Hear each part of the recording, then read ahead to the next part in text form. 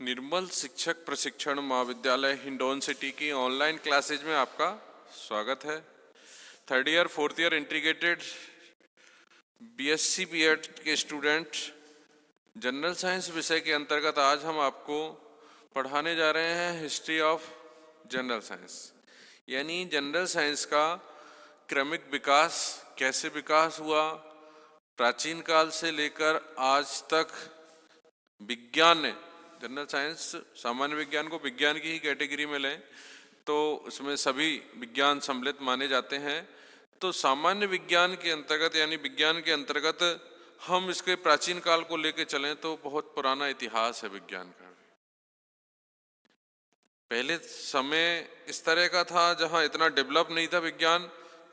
धीरे धीरे देखो, समय एवं परिस्थिति के अनुसार हर चीज में चेंजेज आते हैं, फैसिलिटी प्रोवाइड होती हैं और बहुत सारे ऐसे आवश्यकताएं आती हैं तो नई चीजों का निजात होता है, आविष्कार होता है, वो परिस्थिति जन्य है। तो सबसे पहले हम लेके चलते हैं कि विज्ञान के विकास की कहानी मूल रूप से विज्ञान दर्शन के गर्भ में मिलती है।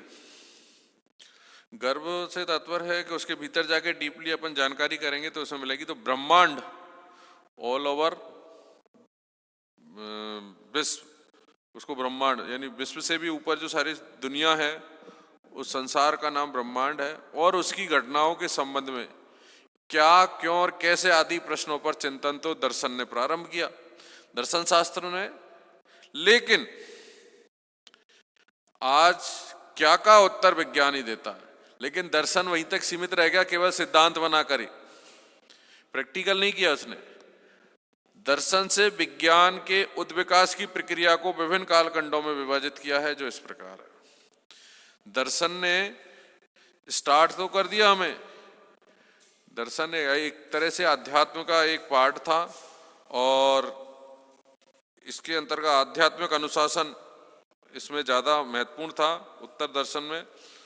लेकिन विज्ञान के अंतर्गत इसमें इस दर्शन ने इसको 3 खंडों में विभाजित किया है। एक तो प्राचीन काल, मध्यकाल तक एक ही है, दूसरा है वैज्ञानिक क्रांति और तीसरा है प्रबोध से 20वीं सदी तक। अब हम लेके चलते हैं शुरू से इतिहास का। तो सबसे पहले ज्योतिर्विज्ञान, ज्योतिर्विज्ञान का जो उद्भव है, एस्ट्रोनॉमी जो है, उसको हमने विज्ञान का उद्भव उसी से माना है हमने।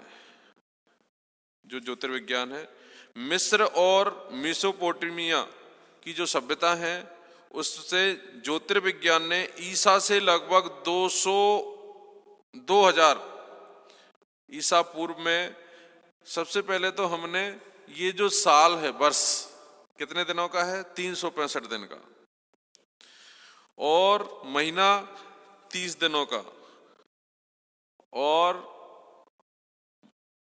महीने कुल कितने हैं 365 दिन में 12। ये जो निर्धारण किया है ये ज्योतिर्विज्ञान ने, विज्ञान का ही एक पार्ट है। ये एक उपलब्धि है प्राचीन कालीन जो ईसा से 2000 वर्ष पूर्व की है। ठीक है। बेबीलोन के ज्योतिर्विज्ञान में भौतिक जगत का अपेक्षाकृत अधिक वैज्ञानिक और व्यवस्थित विवरण उपलब्ध है। फिजिक्स का भी विवरण है। बेबीलोन के जो इतिहास है, बेबीलोन का जो ज्योतिर्विज्ञान है, उसमें भौतिक जगत का वर्णन है। बेबीलोनियन भौतिक घटनाओं को अधिक सही भविष्यवाणी करने के लिए निरंतर प्रयासरत देखे। बेबीलोन के जो लोग हैं वो घटनाएं जो हुई हैं भौतिकी, उनको उनकी भविष्यवाणी करने के लिए निरंतर प्रयासरत दिखते हैं। इन्होंने 200 और 400 वर्ष पूर्व गणित की अंकगणित श्रेणी का विकसित किया। गणित में अंकगणित को भी विकसित कर दिया इस बेबीलोन वाले लोगों ने। इसका उपयोग भविष्यवाणी के लिए किया गया। गणित का विशेष करके इतने भविष्यवाणी करने में इसका प्रयोग किया गया। बेबीलोन के ज्योतिर्विज्ञान में कहीं भी ज्योमिति का उपयोग नहीं देखा जाता, किंतु उनके द्वारा एकत्रित तथ्यों और उनके गणितीय विषयों को यूनानी ज्योतिर्विज्ञान में उपयोग करते हुए देखे जा सकते। वैसे स्पेशली ज्योमिति का प्रयोग तो नहीं किया इन्होंने, लेकिन वो ज्योमिति यानी वो ग्राफ, वो हमें, क्योंकि ज्योमिति में क्या आता है, ग्राफ ही है सारा, स्केल करके जो रेखीय आकृति होती है, तो वो सारे तथ्य और वो ये दिखाते हैं। ज्योमिति गणितीय विधियों को यूनानी ज्योतिर्विज्ञान में उपयोग करते हुए देखा गया है। अब है ईसा से 5वीं सदी पूर्व पाइथागोरस के अनुयायियों ने सर्वप्रथम ज्योतिर्विज्ञान में ज्योमिति का उपयोग किया। 5वीं सदी में इन्होंने एक केंद्रीय अग्नि की संकल्पना भी की। इसके चारों ओर पृथ्वी सहित ब्रह्मांड के सभी अस्तित्व चक्कर लगाते हैं। ब्रह्मांड के जो सारे ग्रह हैं वो चक्कर लगाते हुए हैं, ऐसी कल्पना भी की है। और उन्होंने सौर मंडल की घटनाओं को सही भविष्यवाणी समान वृत्तीय गति के आधार पर करने की सलाह दी है। 400 ईसा पूर्व में सीड्स और यूड्राक्षस ने ब्रह्मांड के समकेंद्रित गोलों के रूप में प्रस्तुत किए। ये इतिहास बताया जा रहा है प्राचीन कालीन काय का, सामान्य विज्ञान का, कि विज्ञान पहले भी थी, किस क्षेत्र में थी, कहाँ दिखाई दी, तो वो बताया जा रहा है। पाइथागोरस के रूप में भी वह थी और ज्योमिति के रूप में भी थी ईसा से 5वीं सदी पूर्व।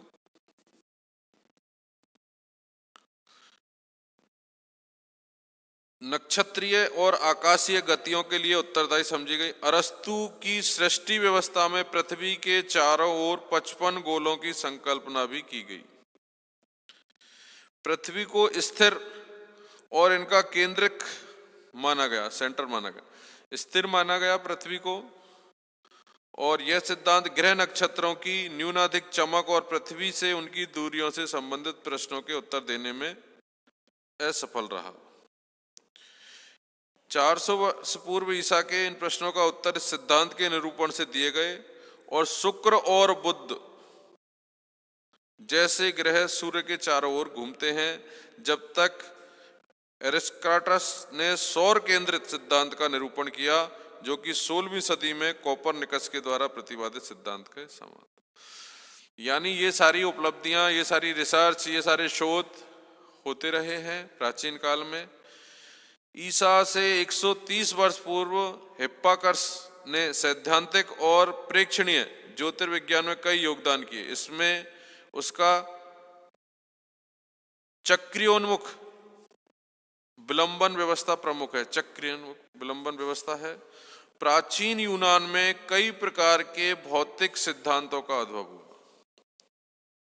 भौतिक सिद्धांतों का भी उद्भव हुआ। ये प्रमुख रूप से प्रकृति की परम संरचना और गति से संबंधित थे और तत्व मीमांसा और गणितीय दृष्टि से महत्वपूर्ण थे। प्रकृति की अनेकता में एकता का डेमोक्रिटस ने ईसा से 3री सदी में इस आधार पर स्थापित करने का प्रयास किया। प्रकृति में अपरिवर्तनशील परमाणु रिक्त अंतराल में गतिमान है। ये परमाणु, उनके समूह और उनका एकीकरण विभिन्न प्राकृतिक घटनाओं का मूल कारण है, ऐसा बताया। इन परमाणुवादियों के विपरीत वैरागियों ने प्रकृति, पदार्थ, अंतराल की निरंतरता पर जोर दिया। अरस्तु की आलोचना इन दोनों विचारधाराओं को झेलनी पड़ी। अरस्तु का बल दार्शनिक विचार पर था कि गति की प्रकृति परिवर्तन की विविधता है। 3री सदी में ईसा की में आर्किमिडीज ने भौतिकीय समस्याओं के हल के लिए आधारभूत रूप से गणित का प्रयोग किया। यानी गणित अस्तित्व में आ गई थी, फिजिक्स अस्तित्व में आ गई थी उस समय, ठीक है। और इसमें कई सारे जो हमारे साइंटिस्ट थे, दार्शनिक थे, ज्योतिर्विज्ञान थी, उसने इसमें हेल्प की। अब है दूसरे पे वैज्ञानिक क्रांति। 15वीं सदी, 16वीं सदी और 17वीं सदी में विज्ञान में एक क्रांति आई। इसने 2000 वर्ष से चले आ रहे प्रकृति संबंधी यूनानी विचार में परिवर्तन किया। विज्ञान, दर्शन और प्रौद्योगिकी टेक्नोलॉजी से अलग एक स्वतंत्र अनुशासन बन गया। यह मान्यता बनी कि विज्ञान के उपयोगितावादी ध्येय हैं। जब ईसाई के स्थान पर विज्ञान यूरोपीय संस्कृति का अभिकेंद्र बन गया, धीरे धीरे जब वो व्यवस्थाएं बदली, राजपाट बदले, पहले यूनानियों के पास था, उसके बाद वह धीरे धीरे यूरोपीय, उनके पहले ईसाइयों के पास था, फिर यूरोपियों के पास आ गया, संस्कृति बदल गई। तो पुनर्जागरण और सुधारवादी विचारधाराओं से प्रभावित होकर विज्ञान में नवीन विचारधाराओं का उदय हुआ। कौन सी विचारधाराएं थी वो नवीन? नंबर 1, सूक्ष्म चिंतन के लिए सामान्य संवेदन की पुनर्शिक्षा, यानी आपको बारीक से बारीक कोई भी अगर ज्ञान प्राप्त करना है तो उसके लिए आपको उसकी गहन समीक्षा करनी होगी। प्रकृति के प्रति गुणात्मक की अपेक्षा संख्यात्मक दृष्टिकोण, प्रकृति का प्राणी की अपेक्षा यंत्र का रूप, प्रयोग विधि का विकास, व्याख्या की नई कसौटी की स्वीकृति, क्योंकि अपेक्षा कैसे पर बल देती थी। कैसे का मतलब प्रैक्टिकल करने पर। तो वैज्ञानिक क्रांति का आरंभ ज्योतिर्विज्ञान से हुआ। कैसे हुआ है? ज्योतिर्विज्ञान से। निकोलस कोपरनिकस ने पृथ्वी की गति के संबंध में स्पष्ट रूप से सौर केंद्रित सिद्धांत का निरूपण किया। कौन से सिद्धांत का? सौर केंद्रित निरूपण। 16वीं सदी में डेनिश ज्योतिर्विज्ञानी टाइको बाही ने टोलामी और कोपरनिकस दोनों के ही सिद्धांतों को अस्वीकार करते हुए आधुनिक ज्योतिर्विज्ञान की नींव डाल दी। कौन सी सदी में? 16वीं सदी में। इस सदी के अंत में केपलर ने कोपरनिकस की प्रकल्पना पर बल देते हुए टाइको की तकनीकों के द्वारा ज्योतिर्विज्ञान के विकास को नई दिशा और आयाम दिए। 1609 में केपलर ने आकाशीय पिंडों के संबंध में 2 नियम प्रस्तुत किए, आकाशीय पिंडों के संबंध में। और 17वीं सदी के प्रारंभ में, नाम सुना होगा आपने, गैलीलियो ने टेलीस्कोप की खोज के बाद ज्योतिर्विज्ञान को नई दिशा दे दी। इससे पूर्व में जितनी भी भ्रांतियां थीं वे दूर हो गई और ज्योतिर्विज्ञान अटकलों के बजाय प्रेक्षणों पर विकसित हुआ। भौतिकी के क्षेत्र में यांत्रिकी, मैकेनिज्म में गैलीलियो के योगदान किए। इस दिशा में फ्रांसीसी दार्शनिक रेने डेस्टार्ट, डिकार्टी का भी महान योगदान है। 1607 ईस्वी में न्यूटन की प्रिंसिपिया ने यांत्रिकी और सृष्टि विज्ञान, कॉस्मोलॉजी की समस्याओं को हल किया। न्यूटन ने गति के 3 नियमों का इसी समय प्रतिपादन किया। प्रकाशिकी में भी इस काल में क्रांतिकारी का विकास हुआ। जो प्रकाशिकी है उसमें भी परिवर्तन हुआ और विकास हुआ।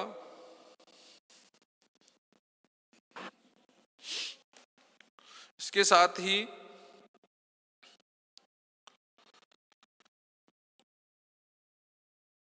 न्यूटन ने रंगों का सिद्धांत प्रतिपादन किया और ह्यूजेंस का भी इस क्षेत्र में योगदान रहा और रसायन विज्ञान में भी इस काल में वृद्धि हुई। प्रथम कालखंड में प्राचीन, मध्य प्रांत और यूनानी ज्योतिर्विज्ञान, यूनानी भौतिकी और अरब मध्य विज्ञान विकसित हुए। वैज्ञानिक क्रांति काल का आरंभ 15वीं सदी माना जाता है। वैज्ञानिक जो क्रांति है वो 15वीं सदी से स्टार्ट हुई। 16वीं और 17वीं सदियों में वैज्ञानिक विचारों में क्रांतिकारी आयाम आए। इस काल में विज्ञान एक अलग अनुशासन के रूप में स्थापित हुआ। इसमें ज्योतिर्विज्ञान, भौतिकी और रसायन विज्ञान अलग अलग अस्तित्वों में उभरा। तीसरे कालखंड के लिए सही आधार निर्मित हुए और 18वीं और 19वीं सदी में वैज्ञानिकों के न्यूटन की प्रिंसिपिया और ऑप्टिक्स आदर्श तथा पथ प्रदर्शन बने। इस काल में यांत्रिकी और ज्योतिर्विज्ञान, प्रकाशिकी, विद्युत और चुंबक एवं रसायन विज्ञान में अनेकानेक अन्वेषण हुए। 20वीं सदी में तो विज्ञान ने जो विराट रूप ले लिया वह प्रत्यक्ष है। आज जिस तरह से विज्ञान का रूप आप देख रहे हैं वो एक दिन का नहीं है, इसका क्रमिक विकास हुआ है। इसको धीरे धीरे करके आज इस मुकाम पे पहुंचा दिया है कि आज चाहे वो राजनीति है, चाहे वो समाज है, चाहे नेतृत्व है, सब में ही विज्ञान का अस्तित्व नजर आता है, विज्ञान की योगदान उसमें नजर आता है। 20वीं सदी में भौतिक विज्ञान में नई प्रवृत्ति उभर के आई। इस सदी में विज्ञान में विस्मयकारी अन्वेषण हुए। इन्होंने मानवीय जीवन को प्रत्येक पक्ष में प्रभावित किया। शांति एवं युद्ध के सभी संभव स्थितियों में विज्ञान प्रभावी बनता गया और विज्ञान के इस विकास में प्रमुख रूप से निम्नलिखित योगदान रहे। आज जो है, जो तीसरी स्थिति है प्रबोध से 20वीं सदी तक, इसमें ही विज्ञान ने जहां हमें आगे बढ़ने के लिए बहुत सारे संसाधन दिए, डेवलपमेंट दिया, वहीं विनाशकारी औजार भी हमें दिए। आज परमाणु आयुध, परमाणु बम, रासायनिक हथियार, इन सब के माध्यम से देश को इतना भयाक्रांत कर दिया है, विश्व को, देश को कहेगा विश्व को, कि आज हर मनुष्य डरा हुआ है। अब कोई साइबर अटैक है, कोई वायरस अटैक है। अब लोग कहते हैं कि ये कोरोना है, नेचुरल नहीं है कोई बीमारी, ये आर्टिफिशियली बनाई गई है लैब में, और इस वायरस को दुनिया को परेशान करने के लिए बना के छोड़ा गया है। ऐसा सुनने में भी आ रहा। अभी सत्यता का तो पता नहीं है, लेकिन आपने भी सुना होगा कि ये बनाया हुआ लैब में चीन की में, जो वुहान जो शहर है चीन का, वहां बना हुआ है, किसी तरह से वहां से उसको लीक कर दिया।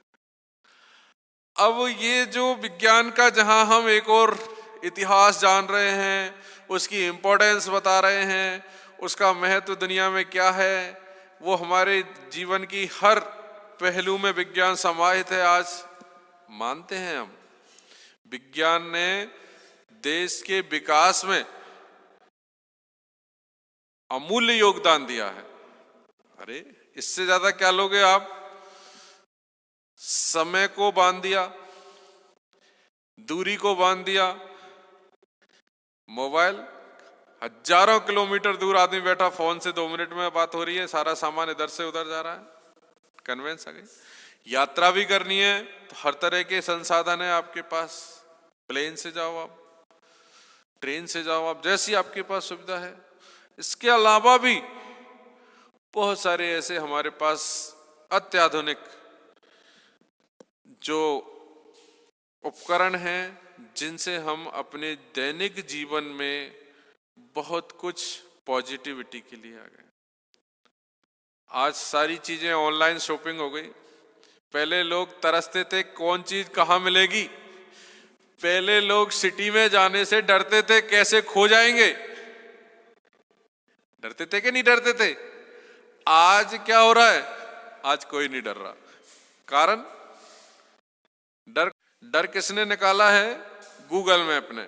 आज आप घर से बिना पैसे लेके, कोई जेब नहीं कटेगी आपकी, बिना पैसे लेके एक मोबाइल लेके निकल जाओ, लाखों रुपए का ट्रांजैक्शन आप उस मोबाइल के थ्रू कर दोगे, उस नेट बैंकिंग से कर दोगे, यूपीआई से कर दोगे।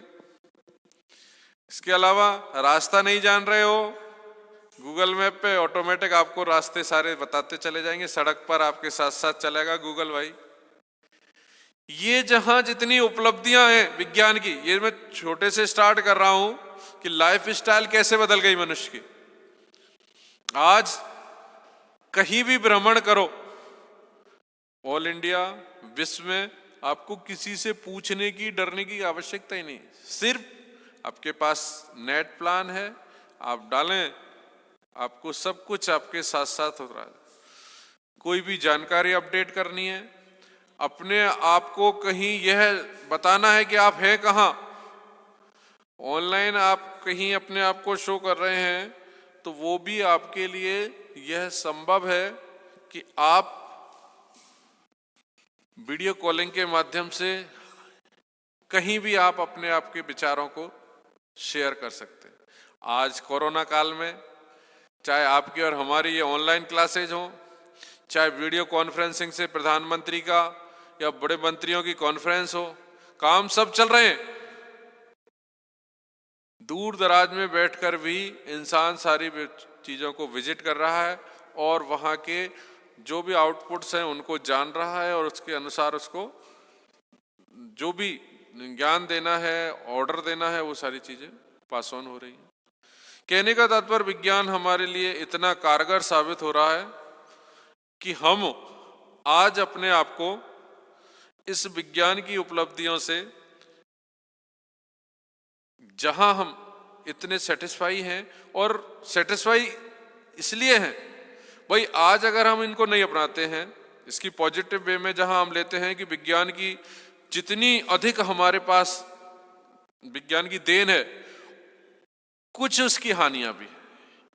हानियां क्या हो गई? जहां हमारे पास मोबाइल आ गया, हमने अपने आप को घर में सीमित कर दिया। हमारे रिश्ते नाते जो लोगों के साथ उठने बैठने के थे, घर जाने के थे, वो बंद हो गए। कारण अब हम समाचार फॉर्मेलिटी के फोन पे ही ले लेते हैं, बाकी घर आना जाना, लोगों के रिश्ते नातों में पहले जैसे आत्मीयता कम हो गई। ठीक है। इसके अलावा विज्ञान ने व्यक्ति की फिजिकली जो फिटनेस थी उसको भी कमजोर कर दिया।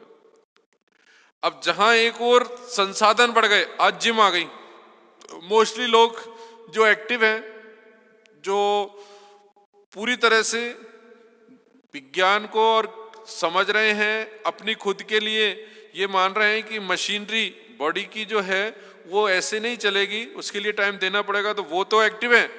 बाकी आम इंसान जो पहले नेचुरल एक्सरसाइज करता था, नेचुरल, जैसे पैदल चलना है, बाहर इंटरटेल के लिए गेम है तो उनमें खेलना है, वो सारी चीजें बंद हो गई। अब तो आप इंटरेस्ट लेकर ही कोई काम करोगे, समय निकालना ही पड़ेगा, नहीं समय किसी के पास नहीं है। आज सुबह से ही उठते ही मोबाइल बाबा चालू हो जाता है, उसमें व्हाट्सएप और फेसबुक की ऐसी दुनिया है कि आदमी उसमें खो जाता है, भूल गया मॉर्निंग वॉक को, भूल गया एक्सरसाइज को। तो ये इसके दुष्प्रभाव हैं विज्ञान के। लेकिन इन सब के बावजूद भी जो क्रिएटिव हैं, जो एक्टिव हैं, वो घर पर ही अपने योगा कर रहे हैं, अपनी क्लासेस चला रहे हैं। आप बैठे बैठे मशीनरी आ गई है आपको फिटनेस के लिए, आपके अंदर बेल्ट लगा दी है, आपके अंदर वाइब्रेशन कर रहे हैं, तो उसमें भी आपको पसीना बाहर है। ये बात अलग है कि किसी के साइड इफेक्ट, आफ्टर इफेक्ट्स हैं, वो एक मशीनरी अलग अलग करती है। लेकिन अगर हम ओवरऑल देखें तो देखिए, मरना तो सबको है। प्राचीन काल में जब विज्ञान ने इतना विकास नहीं किया था, तब भी मौत होती थी। पहले आदमी की औसत आयु 100 वर्ष थी, आज 70 रह गई। पीछे लॉजिक है वातावरण, पीछे लॉजिक है खान पान, रहन सहन। अब इनमें बदलाव आ गया। खान पान में ऐसे खान पान हो गए जो बॉडी के लिए फायदे नहीं है, लेकिन खाता है इंसान, मजबूर है। तो ये सारी जो व्यवस्थाएं जो थोड़ी सी बदली हैं, लेकिन इसका अगर हम पॉजिटिव वे में देखें तो हमारे लिए सहूलियत था। पहले बालक अगर पढ़ना चाहता है तो उसके लिए गुरु की रिक्वायरमेंट होगी ही होगी। आज आपके लिए पढ़ने की अगर लगन लग गई, किसी गुरु की आपको आवश्यकता नहीं है। अगर आप एक्टिव हैं, आप थोड़ा सा अपने आप को मैनेज कर लें, इस मोबाइल में ही पूरी आपकी क्लासेस चल रही हैं। यूट्यूब पे देख लो, अदर और बहुत सारी वेबसाइट्स हैं जिन पर आपकी क्लासेस हैं। आज ऑनलाइन क्लासेस चल रही है। कोचिंग में जाने की जो भीड़, बैठने को जगह नहीं है कोचिंग में। हिंडौन की हालत में बता रहा हूं आपको, ऐसी ऐसी कोचिंग देखी है भेड़चाल में, भेड़चाल कहता हूं मैं इनको, अरे यार वो कोचिंग में बहुत बच्चे आ रहे हैं। भैया बहुत आ रहे हैं तो इसका मतलब ये थोड़ी कि अच्छी है कोई और बुरी है, ये तो समझने की बात है। पढ़ाई तो सेल्फ होती है, भीड़ में थोड़ी होगी। लेकिन मैं तो देखता हूं घर पे हमारे बच्चे ले रहे हैं उत्कर्ष की क्लासेस ऑनलाइन, इतना एक एक पॉइंट को 4-4 बार, क्योंकि हर आईक्यू लेवल के बच्चे इस क्लास को लेते हैं, तो 4 बार कोई बात को रिपीट करेगा तो कैसा भी मंदबुद्धि भी होगा बच्चा, वो भी उस बात को पकड़ कर लेगा।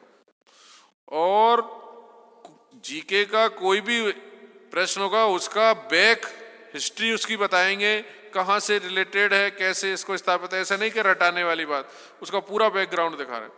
तो मेरे तो बहुत अच्छा मानता हूं। तो ये सारी किसकी देन है? विज्ञान की। तो विज्ञान ने जहां हमें, चाहे वो देश के लिए इतने वायुयान दिए हैं, या फिर जैसे आज चीन बार बार हमें आंखें दिखा रहा था कभी हमारी सीमा में घुस जाए, उसके सामने देखते देखते ही 6 राफेल खरीद लाए, उसके होश उड़ गए। पहले हम रक्षा में के क्षेत्र में खरीदने में इतना ज्यादा इंटरेस्टेड नहीं थे, लेकिन वर्तमान परिस्थिति देखेगा यार, 2 दुश्मन एक्टिव मोड पे, इधर पाकिस्तान इधर चाइना, वन की खरीद लो। और दोस्ती ऐसी करी ली इंडिया ने बिग बॉसों से, तो दोनों ही शत्रु इतने आक्रामक नहीं है। नहीं तो दोनों, एक तो बहुत ही पावरफुल है चाइना, तो इसके संग में इसको भी पानी लग रहा पाकिस्तान को, दोनों मिलके प्लान बना रहे हैं। तो कहने का तात्पर्य यह है कि ये सारी जो व्यवस्थाएं हैं, कौन सी?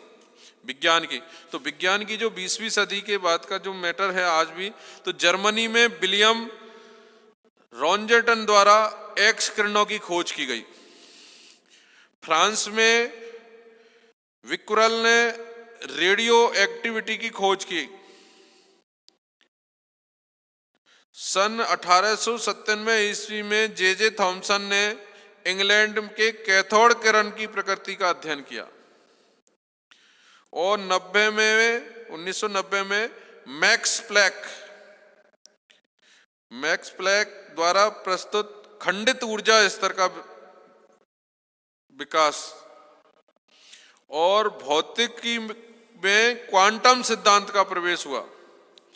आइंस्टीन द्वारा प्रतिपादित फोटो इलेक्ट्रिक इफेक्ट का समीकरण आया, और नील बोहर द्वारा रदरफोर्ड के परमाणु प्रतिमान की व्याख्या के लिए समीकरण का उपयोग, नाभिकीय रूपांतरण एवं रेडिएशन में इसकी प्रयुक्ति आदि का विकास हुआ।